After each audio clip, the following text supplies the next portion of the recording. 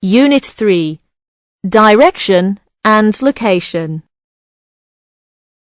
Listening activity number 19. Look at the graph below. This graph shows the numbers of people who visited London Zoo, Kew Gardens and Regent's Park from 1978 to 1987. Mark in the names London Zoo, Kew Gardens and Regent's Park on the appropriate lines on the graph. Now listen carefully. The graph shows the numbers of visitors to London Zoo, Kew Gardens and Regent's Park from 1978 to 1987. Apart from the period from 1980 to 1983, London Zoo has been the most popular attraction. In 1978, almost 60,000 people visited the zoo. Although this number decreased slowly during the next 3 years, it then rose gradually until 1985. In this year, a children's zoo was opened, resulting in a sharp rise from 70,000 to 95,000 within 1 year. In contrast, in 1979 to 1981, the number of visitors to Kew Gardens increased after a restaurant had been opened in 1979 from 48,000 to 64,000. But then it dropped steadily to approximately 45,000 in 1986. The least popular attraction was Regent's Park, with only 26,000 visitors in 1978. This number rose only slightly in 1981. But in 1983, boating was introduced on the lake, and the number of visitors rose quite suddenly from almost 30,000 to 40,000 within 1 year. Unfortunately, however, the number levelled off in 1984 and has remained steady since then.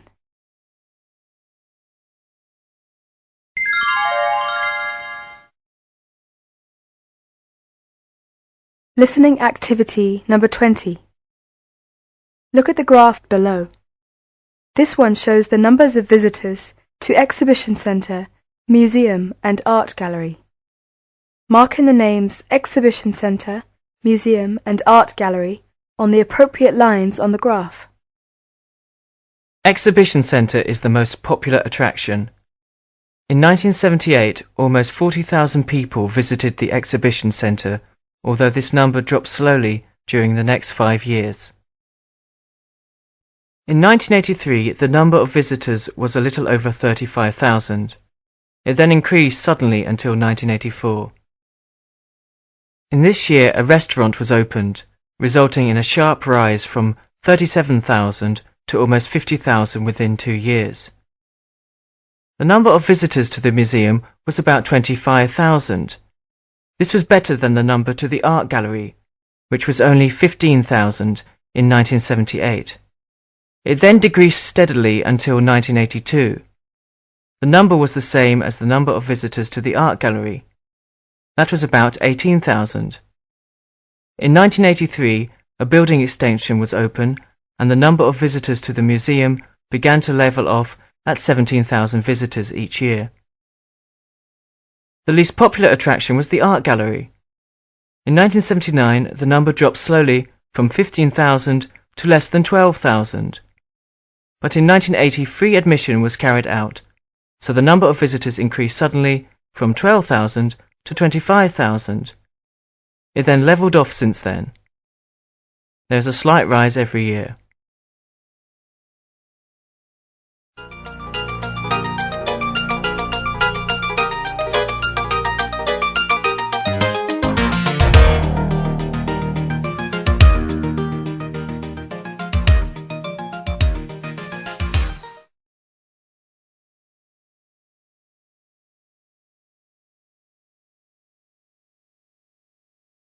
Unit 4. Answering questions and multiple choice. Listening activity number 1. Listen to a telephone conversation and indicate whether the following statements are true or false by writing T for true, F for false, and N if the statement is not mentioned in the conversation.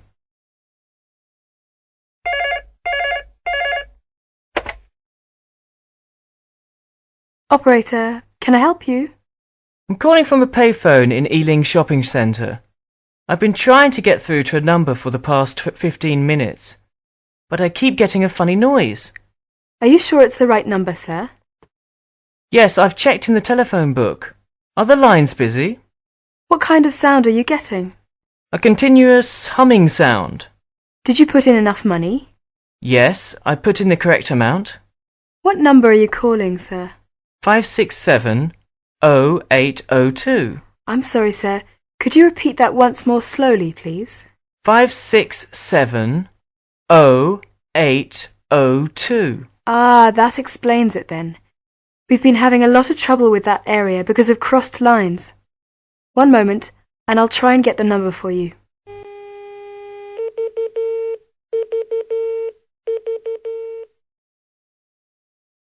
I'm just trying to connect you, sir.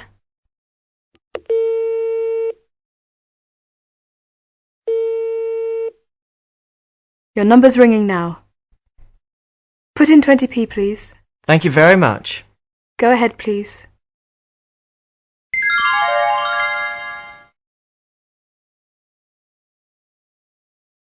Listening activity number 2. You are going to hear some announcements. As you listen, answer the questions below. Ladies and gentlemen, if I could have your attention for a moment, please. I have the final notices for this final session of the conference. Now, first of all, I'd like to mention that the cross-cultural session has been very popular, so we're moving the final discussion to room 203. That's room 203, which means that the grammar session will be changed from room 203 to room 302. That's the grammar session in room 302. I hope everybody's got that. Now I have a notice here that you must return your keys to the reception desk before you leave. Thank you. Turning now to your discussion records, I would like to see you return them to the session chair people by 4 o'clock this afternoon. That's 1600 hours. Thank you. Regarding coaches for the airport, they will be gathering outside the main building at 3:30. That's 15:30 hours. And there will be another one a little later than that at 16 hours. That's 17:50. And 5:15. I'd like to ask you all to be there, ready for the buses, at least 5 minutes before the departure times, so we can all leave promptly and everybody will get home on time. Thank you.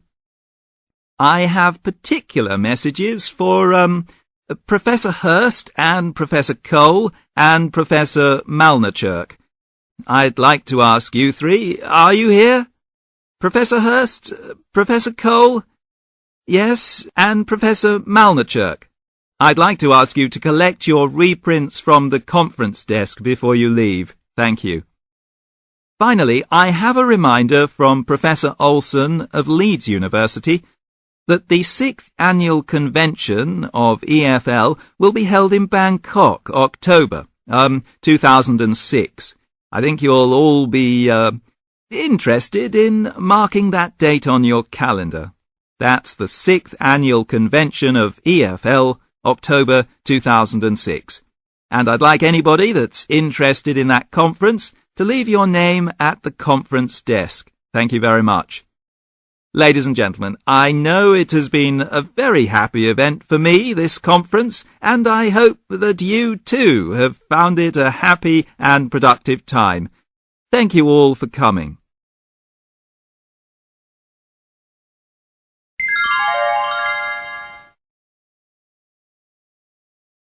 Listening activity number 3. Listen to a conversation carefully and answer the questions. There's a letter here for you, Mum. Thanks, Jane. Oh no, not another telephone bill. I hope it's not as much as last time. How much is it? £130.94 for 3 months. How can it be so much? Your father and I hardly make any calls. You must have been using the phone all the time. Only to speak to my friends. Jane, I don't think you realize just how much it costs when you telephone your school friends, and you speak to them for so long, especially during the day. Why can't you call them after 6 p.m. when it is cheaper? Your father's going to be so upset when he finds out. I'm sorry. Well, being sorry isn't just good enough. I've told you often enough not to use the telephone so much. If you had to pay the bill, you wouldn't be so irresponsible with the telephone. You see your friends every day. Why do you need to phone them up as well? Hello. Hello. Look at this bill for the telephone. Jane has been phoning all her friends again. £130.94 for 3 months. Jane, this has got to stop. We both told you the last time to be more responsible when phoning your friends, and not to take so long speaking to them. It costs too much. You'll have to pay half of this bill out of your wages from your Saturday job. But Dad, that's not fair. To teach you that the phone costs a lot of money, you'll have to pay half of this bill. You're lucky I'm not going to make you use the phone box down the road to make your calls.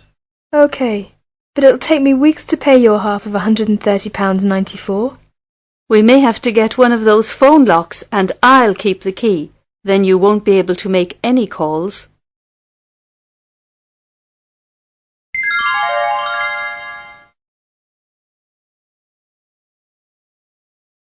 Listening activity number 4. You're going to hear a talk about underground tickets in London. Look at questions 1 to 8. Now listen to the talk and answer questions 1 to 8. Underground tickets are available at all underground stations. Ticket prices for the underground vary according to the distance you travel. The network is divided into 5 zones, a central zone and 4 outer zones.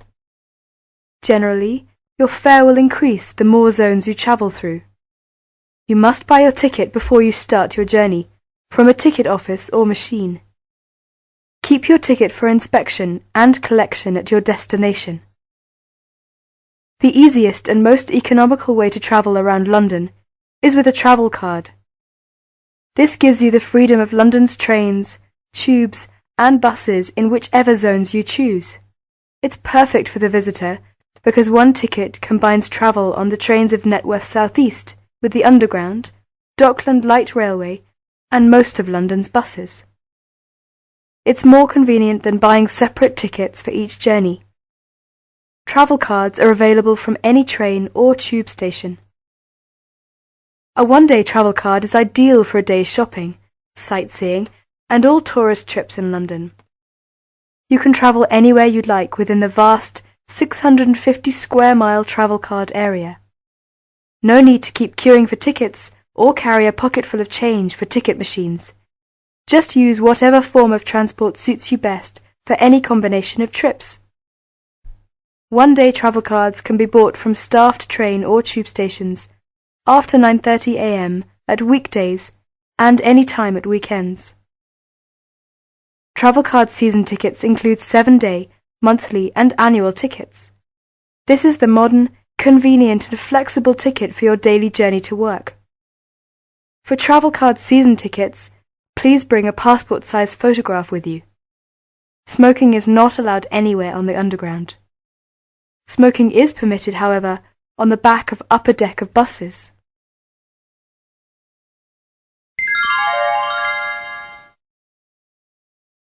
Listening activity number 5. You're going to hear a talk about looking for a job. Now look at the questions 1 to 8. Now listen to the talk and answer questions 1 to 8. Look, here's one that might interest you. What is it? Are you sure? The last one you sent me off to was a disaster. Yes, look. It says they want a junior sales manager, and it looks like it's a big international company. That would be good. You might get to travel. What kind of company is it, though? Let's see. Yes, it's a textile company that seems to import from abroad. That's odd, isn't it? What else? They say the salary is really good. They operate a system of paying you a basic salary and then offering a sales commission on top of that. They say it's high. And, oh look, they give you a car to travel around in. Gosh, that's not bad, is it? Do they say anything about experience? Let's see. No, they want someone young with ambition and enthusiasm. Oh yes, they want graduates. So that's okay. You've been to university. Now, what else? Let's see. There must be some catch. No, the only thing is that you have to travel. But then that's what the company car's for. Oh, and you have to be able to get on well with other people, 'cause it says you have to be good on a team. Perhaps I'll have a closer look at that one. Listening activity number 6.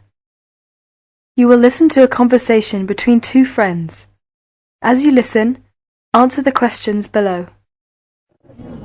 Hello, Mike. What's up with you? Oh, Tom, it's my landlady again.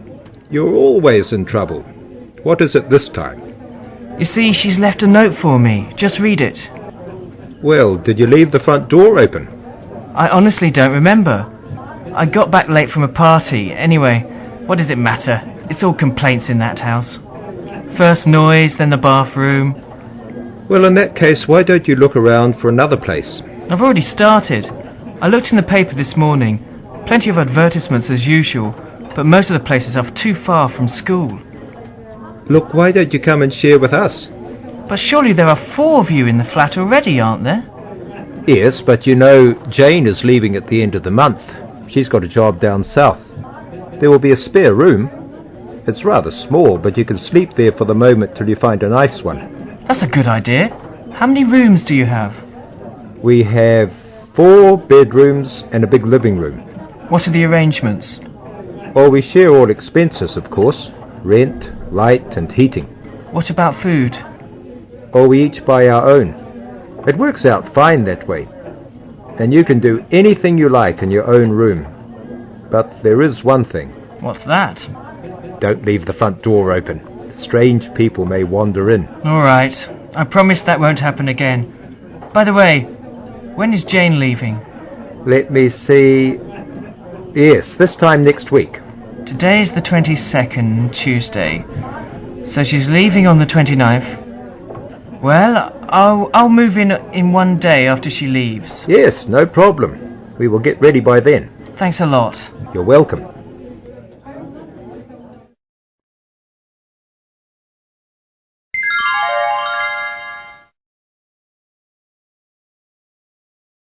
Listening activity number 7.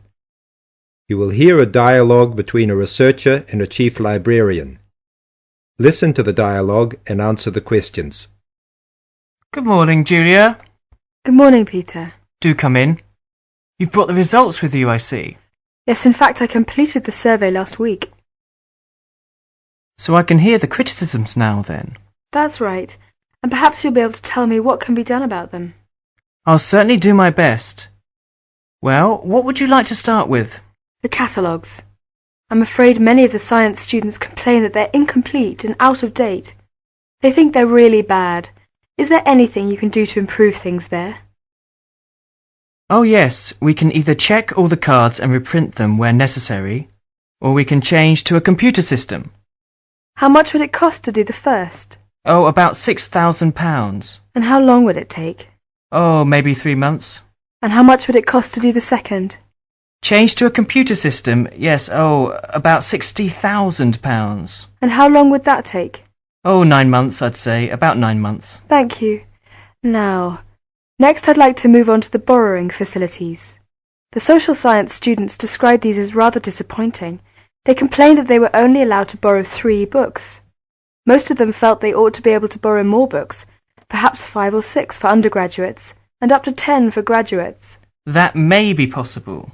Also, they'd like to be able to keep the books for a longer period, say 3 weeks instead of the present 2. That also sounds reasonable. I'll see what I can do.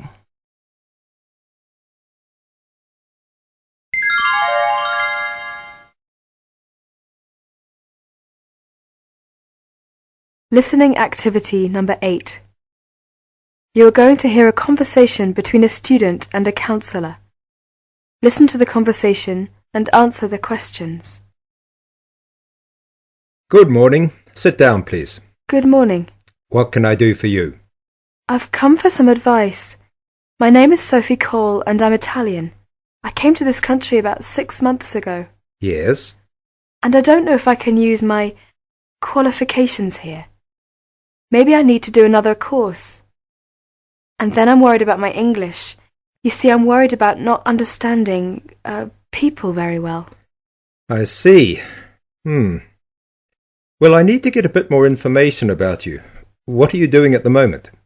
Now I'm studying English because my English is very poor. How many hours a week? 12 hours a week. Yes, but how many... Oh, well, never mind. What sort of job do you see yourself doing in this country? Well, in this country, it seems that it's very difficult for me to get a job. They want experience in this country, and I haven't got any. My qualifications may not be accepted here, and with all the unemployment and everything, I'm really worried. Yes, but what kind of work do you want to do? I'm a civil engineer, but that's not the problem. If I have a degree, I can work for myself. Do you have any engineering qualifications? Yes, I studied civil engineering at the university in Rome. Oh, when was that?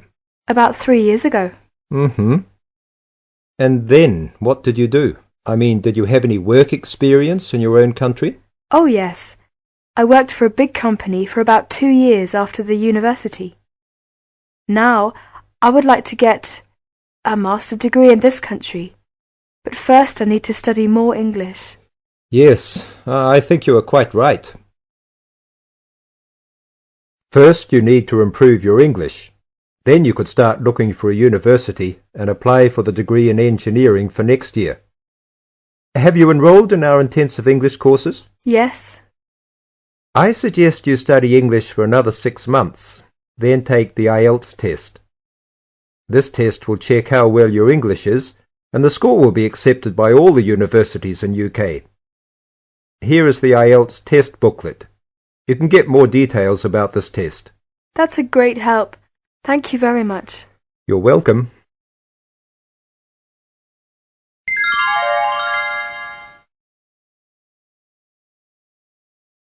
Listening activity number 9.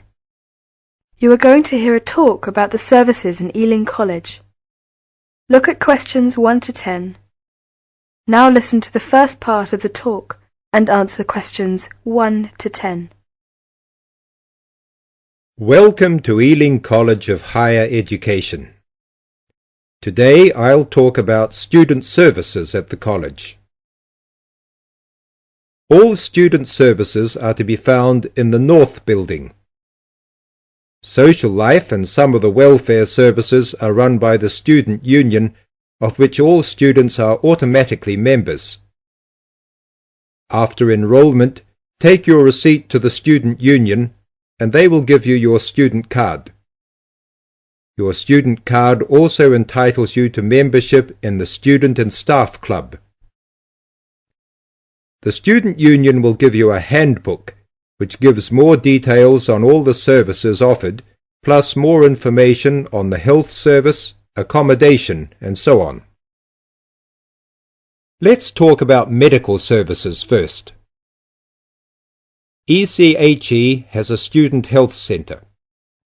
The centre is open from 9:30 to 8:45, Monday to Thursday, and from 9:30 to 5 on Fridays during term time. The college doctor, Dr. B. Kierans, holds a surgery in the medical centre 4 days a week, Monday and Tuesday mornings, Thursday afternoons, and either Wednesday or Friday afternoons. The nurse will tell you which one on any particular week.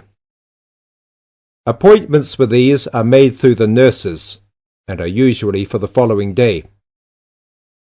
Outside of these times, Dr. Kearns can be found at her surgery, which is located at number 2 Ascot Avenue, W5, very close to college. During your stay in England, you must register with a local doctor, and if you live in the London Borough of Ealing, you can register with Dr. Cairns.